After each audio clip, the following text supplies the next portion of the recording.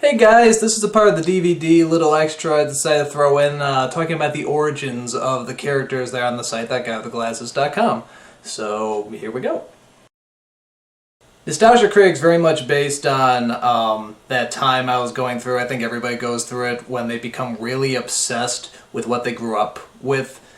Just the whole nostalgia factor, and I started to go through it maybe mid-college perhaps, and I became obsessed with finding everything that I grew up with, like everything I saw when I was a kid. And watching it, I sort of realized that a lot of the stuff wasn't as good as I remember it. In fact, it was usually very bad.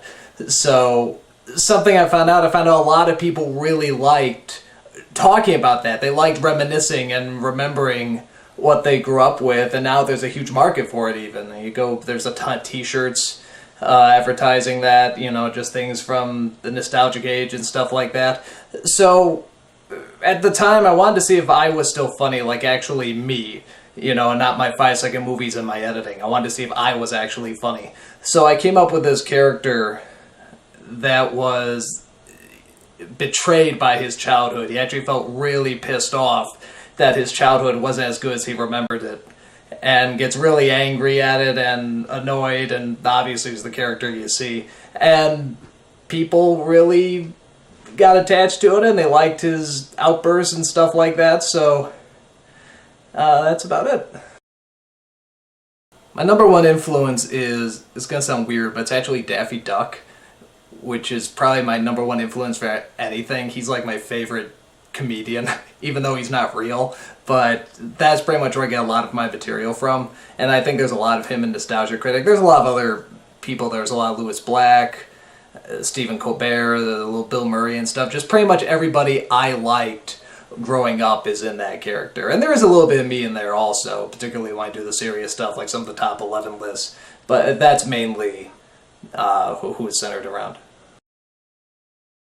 The idea behind the costume was that it'd be someone who wanted to start looking professional, but then sort of got lazy halfway through and gave up. So I always like the idea of wearing a suit coat and, a tie, but I don't like wearing nice shirts, and I like wearing hats, so I just sort of threw that all together. It's about basic as it gets. The bum is centered off of a really dumb voice I did in the Cloverfield review where I was imitating the movie, and I just really loved doing that voice. I wanted to find a character to somehow keep doing that voice, and I didn't know what the character was or what he'd do, but I didn't care. I just wanted to keep doing that voice because it was so easy and it was so much fun to do. So the only thing I could think of is who would talk like that is some sort of insane bum. So pretty much I was trying to think, how do I make this a continuing series? I know Nostalgia Critic only did older films and shows, so why don't I have a character that does current ones? Probably the biggest influence, without me even knowing it, is Bill Murray from Caddyshack. That's pretty much that voice. In terms of the character, I like characters that are really into their own world, are very confident of their own world, but are very happy there as well. I think characters like the Cat from Red Dwarf or Ed from Cowboy Bebop, a lot of sci-fi comedies, the more I think about it. But yeah, I think those kind of characters I really enjoy watching, and so I also enjoy playing. So I think that's about it for the influences. The costume store came from me just looking through my closet, seeing what I could find, and that's very much what I found. An old Bears hat, a trench coat that actually used to be my grandfather's. I think the blue jacket under it is also his, and the wig I think I found in with some of my Halloween stuff, and yeah, pretty much just everything hastily thrown together. Ask That Guy came from Mike Mashad. He's the guy who runs Channel Awesome, pretty much the guy in charge. He runs the website as well, and when we were really getting started, he gave me a call and pretty much just said, Ask a Ninja is really popular, do something like that, click. That was about it. That's a very abbreviated version, but essentially that's about it. So I was trying to think, well, okay, Ask That Guy with the glasses, what would that be? And I like the idea of making it interactive and having people submit their questions, but I didn't know what the joke would be in answering them. So for some reason, the first thing that came to my mind is this very sophisticated looking person with a pipe. He has a a robe, some sort of red ascot or something like that, and the joke would always be that he would get everything wrong. Not just wrong, phenomenally wrong, like unbelievably wrong. And from that spawned sort of this horrible, hate-filled, racist, psychotic, self-centered, sexist, bigoted, just pure ball of hate that's dressed up to look very sophisticated so you would believe him.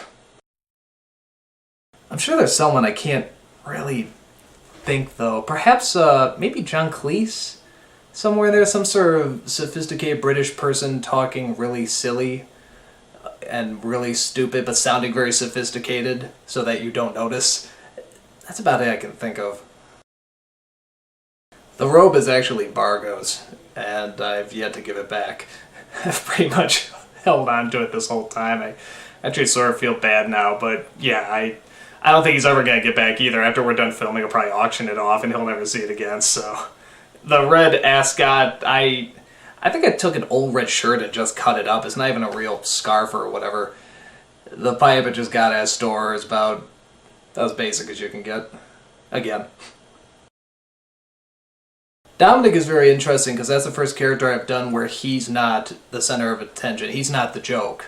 He's the straight guy, and what he's talking about is the funny part. So I was trying to think of someone that was very laid back, just very easygoing, but certainly looks like he's heard his bunch of stories there.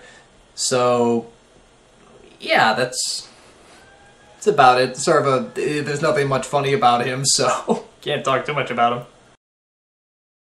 I forget his name, but it's that guy from Snatch and the transporter, teleporter, or whatever, that British guy.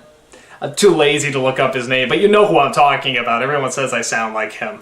So it's that guy. It's nobody else. It's pretty much just a direct rip of that guy, except me doing a very poor version of him. So that's about it. I actually went through a few different designs on the look of him. It was pretty much, I think I tried one with spiky hair, one with a hat, one with... I knew I was going to have the shirt, bow tie, and vest, but I didn't know what the hair should look like. Finally, the slick back seemed to look the most, I guess, professional. I think it shows off my bald spots even more, but yeah, I think it seems to work. It certainly makes him look older, which is probably the idea of the character anyway, so that's about it. That never happened.